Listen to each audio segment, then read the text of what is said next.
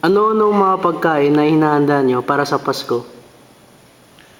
Ang inahanda namin na mga pagkain sa Pasko na sa medianoche, ika nga, ay katulad ng mga imbutido, merong morcon, merong lechon manok, may pansit na pwedeng pansit malabon or yung mga bihon na gano'n.